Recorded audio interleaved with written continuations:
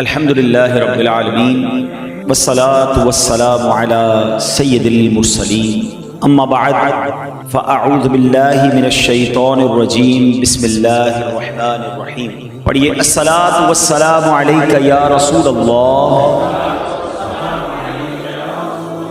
وعلی آلک واصحابک یا حبیب اللہ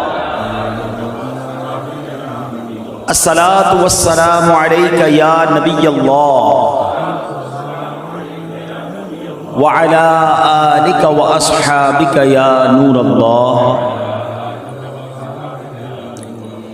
میرے پیارے اسلامی بھائیوں، مدنی چینل کے ناظرین، جن کے سبب دنیا بنائی گئی، جن کے سبب یہ کائنات بنائی گئی، جو کہ وجہ تخلیق کائنات ہیں، رسول اللہ صلی اللہ تعالی علیہ وسلم، He is the reason of the all creation۔ آپ کی وجہ سے یہ کائنات بنائی گئی ہے، اور یہ بات ہم نہیں کہتے، حدیث قدسی میں رب ارشاد فرماتا ہے، اے محبوب اگر میں تمہیں نہ بناتا تو یہ دنیا ہی نہ بناتا۔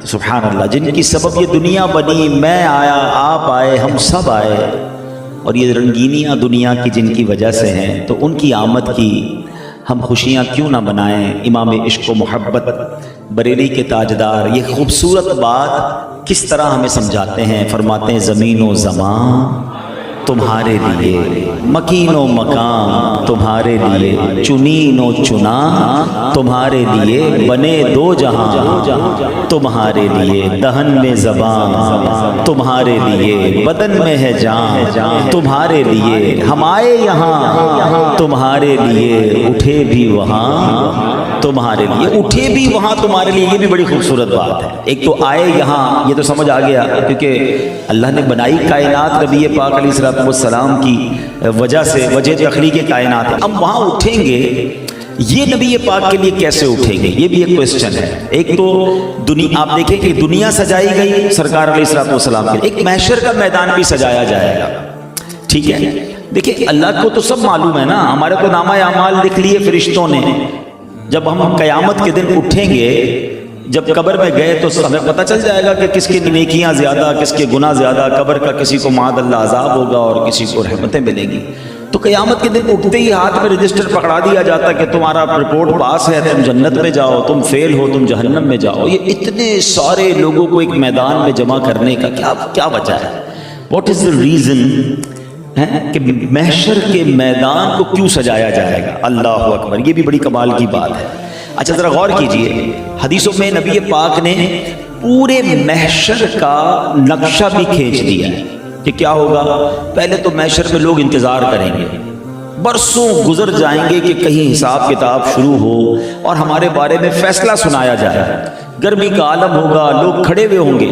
جب برسوں گزر جائیں گے تو اہل محشر آپس میں مشورہ کریں گے کہ ایسا کرتے ہیں، حضرت آدم کے پاس چلتے ہیں، وہ ابو البشر ہیں، اللہ کے بارگاہ سے پہلے زمین پر آنے والے نبی آپ ہیں، تو آپ سے بات کرتے ہیں۔ ان کے پاس جائیں گے کہ اے آدم، آپ ابو البشر ہیں، ہماری شفاعت کریں، اللہ کریم کے اس غضب سے، اس کیفیت سے ہمیں نکالیں۔ تو حضرت آدم کہیں گے کہ میں آج تمہاری کوئی مدد نہیں کر سکتا، اذهبوا الی غیری، کسی اور کے پاس جاؤ۔ اب یہ اہل محشر درجہ بدرجہ، حضرت ابراہیم، حضرت نوح، حضرت موسیٰ، حضرت عیسیٰ، سب کے پاس جائیں گے باری باری۔ ہر نبی کیا کہیں گے؟ اذهبوا الی غیری، کسی اور کے پاس جاؤ، میں آج تمہاری کوئی مدد نہیں کر سکتا۔ وہ لوگ کہیں گے کہ آپ ہمیں بتائیں ہم کہاں جائیں؟ تو حضرت عیسیٰ کہیں گے کہ جناب رسول اللہ محمد مصطفیٰ صلی اللہ علیہ وسلم کے پاس جاؤ، وہ تمہاری مدد کریں گے۔ جب یہ نبی پاک کے پاس پہنچیں گے اہل محشر، تو آقا یہ نہیں کہیں گے اذهبوا الی غیری، نبی پاک فرمائیں گے میں آج کے دن کے لیے ہوں، میں تمہاری مدد کروں گا۔ اور پھر نبی پاک سجدے میں جائیں گے اور اللہ کی بارگاہ میں شفاعت کی نبی پاک التجا پیش کریں گے، اور کہا جائے گا محمد سر اٹھاؤ، جو مانگے گے تمہیں عطا کیا جائے گا، شفاعت کرو تمہاری شفاعت قبول کی جائے گی، مانگو دیا جائے گا۔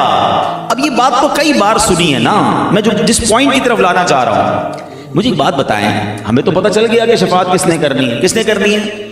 نبی پاک علیہ السلام۔ ہم کیوں جائیں گے حضرت آدم کے پاس؟ بھائی حدیث میں پیارے آقا نے تو بتا دیا کہ بھائی سب جگہ گھوم پھر کر آخری جو ہے آنا پڑے گا سرکار دو عالم علیہ الصلوۃ والسلام کی بارگاہ میں. تو پھر اب تو نہیں جائیں گے نا, اتنا بڑا چکر لگانے کی کیا ضرورت ہے. لیکن آج معلوم ضرور ہے, مگر فرمایا علماء نے کہ محشر کے دن سب بھول جائیں گے. ہوگا یہی کہ پہلے جائیں گے ہی حضرت آدم کے پاس, پھر حضرت ابراہیم, حضرت موسیٰ, حضرت نوح, گھومتے گھومتے حضرت عیسیٰ, اور آخر جناب رسول اللہ صلی اللہ علیہ وسلم. یہ سب کیوں گھمایا جا رہا ہے کہ کیوں ہوگا سارا کچھ؟ آئے ہائے ہائے, چلو پھر چلتے بریلی کے تاجدار کی بارگاہ میں. سیدی اعلیٰ حضرت سے پوچھتے ہیں آپ بتائیے یہ کیوں ہو رہا ہے؟ آپ فرماتے خلیل و نجی, مسیح و صفی, سبھی سے کہیں بھی بنی. سب کے پاس گئے نا, خلیل و نجی. خلیل کون ہے؟ حضرت ابراہیم خلیل اللہ ہے. مسیح کون ہے؟ حضرت عیسیٰ مسیح اللہ. صفی کون ہے؟ حضرت آدم صفی اللہ. حضرت نوح, سب کے پاس تم گئے, خلیل و نجی, مسیح و صفی, سبھی سے کہیں بھی بنی. یہ بے خبری کہ خلق پھری کہاں سے کہاں تمہارے لیے. یہ خلق کو گھمایا جا رہا ہے. وجہ کیا ہے بتایا؟ شاعر کہتا ہے فقط اتنا سبب ہے انعقاد بزم محشر کا. There is only one reason to create the میدان of محشر. فقط اتنا سبب ہے انعقاد بزم محشر کا. آقا تمہاری شان محبوبی دکھائی جانے والی ہے. اس دن دنیا کو بتانا ہے کہ میرے حبیب کا مرتبہ کیا ہے. کیونکہ آج کئی لوگ نہیں مانتے نا, آج کئی لوگوں کے ذہنوں میں کوسچنز ہیں, کچھ تو ایمان ہی نہیں لائے, جناب رسول اللہ کو آخری نبی نہیں مانا. ان سب کو بتانا ہے. اعلیٰ حضرت جب ہی سمجھا رہے تھے کہ آج لے ان کی پناہ, آج مدد مانگ ان سے. ارے آج ماننا ہوگا, قیامت کو تو سارے مان جائیں گے, اپنی آنکھوں کے سامنے دیکھیں گے کہ کسی اور کی نہیں چل رہی, یہ جو کہتے ہیں وہ ہو رہا ہے, یہ جو کہتے ہیں وہ بات مانی جا رہی ہے. آج لے ان کی پناہ, آج مدد مانگ ان سے, پھر نہ مانیں گے قیامت میں اگر مان گیا. قیامت میں تو سارے ہی مان جائیں گے, وہاں کا ماننا نہیں قبول کیا جائے گا.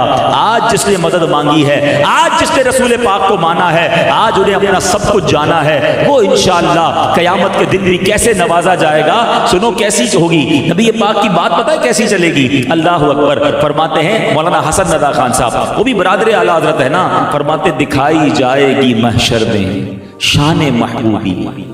اس دن دکھائی جائے گی. وہ اب دوبارہ آتا ہوں, میں تو بیان کچھ اور لے کر آیا تھا. اعلیٰ حضرت کے شعر سے بات چل پڑی, اٹھے بھی وہاں تمہارے لیے. میں اس کی تفصیل بیان کر رہا ہوں کہ وہاں کیسے اٹھیں گے نبی پاک کے لیے. تو فرمایا دکھائی جائے گی محشر میں شان محبوبی کہ آپ ہی کی خوشی آپ کا کہا ہوگا. میرے آقا جو کہیں گے, جس میں خوش ہوں گے وہی ہوگا. غلام ان کی عنایت سے چین میں ہوں گے, عدو حضور کا آفت میں مبتلا ہوگا. دشمن آفت میں ہوگا, غلام چین میں ہوں گی. اور کیسا کرم ہوگا, گناہ گار پہ جب لطف آپ کا ہوگا. جب آقا نگاہ فرما دیں گے نا, ذرا یہ سننا, جو شاعری کو پسند کرتے ہیں, تھوڑی انٹیلیجنسی ہے, ذرا شعر سننا, کمال دیکھو. یہ الفاظ کا کیا خوبصورت استعمال کیا شہنشاہ سخن برادر اعلیٰ حضرت نے. فرماتے ہیں کہ گناہ گار پہ جب لطف آپ کا ہوگا, آقا کی نگاہ پڑ جائے گی نا, کرم ہو جائے گا, پہچان لیں گے اپنے غلام کو, شفاعت فرما دیں گے. کیا بغیر کیا بے کیا ہو. آئے ہائے, شعر کو جس دن سمجھ گئے نا, خاندان اعلیٰ حضرت سے ویسے ہی پیار ہو جائے گا. سمجھو, اگر آپ اس لائن کو پڑھیں تو چاروں بار لفظ کیا ہی آ رہا ہے. کیا بغیر کیا, بے کیا ہوگا. مگر مطلب کیا ہوا اس کا؟ اس کا مطلب یہ ہوا کہ کیے تو جرم ہیں, کیے تو گناہ ہیں. آقا شفاعت فرمائیں گے تو گناہ ڈیلیٹ کر دیے جائیں گے. جو کیا ہوگا وہ بے کیا ہو جائے گا. نیکیاں تو کی نہیں ہیں, بے کیا ہوگا. اس کا مطلب یہ ہوا کہ رب کی رحمت ایسی ہوگی کہ گناہ ہی نیکیوں سے بدل دیے جائیں گے. اب سنو, گناہ گار پہ جب لطف آپ کا ہوگا, کیا بغیر کیا بے کیا ہوگا. اور فرماتے مولانا حسن رضا خان صاحب, فرماتے ہیں میں ان کے در کا بھکاری ہوں فضل مولا سے, حسن فقیر کا جنت میں بسترا ہوگا. بس اس در سے جڑے رہنا, اس در سے محبت رکھنا, نبی پاک کی تعظیم رکھنا, سرکار سے عشق رکھنا, اور سرکار کے میلاد کی خوشی مناتے رہنا. بس وسوسوں میں کنفیوژن میں نہیں آنا ہے. ہمیں اس مذہب سے اس دین سے کیا لینا کہ جس میں نبی پاک کی تعظیم کو برا کہا جائے. کیا خوبصورت بات ایک اور جگہ فرمائی نا کہ شرک ٹھہرے جس میں تعظیم حبیب اس برے مذہب پہ لعنت کیجئے. ارے آقا کی تعظیم جس میں شرک ٹھہرے یہ کون سا مذہب لے کر آ گئے؟ حالانکہ اسلام تو تعظیم سکھاتا ہے، ادب سکھاتا ہے، پیار سکھاتا ہے.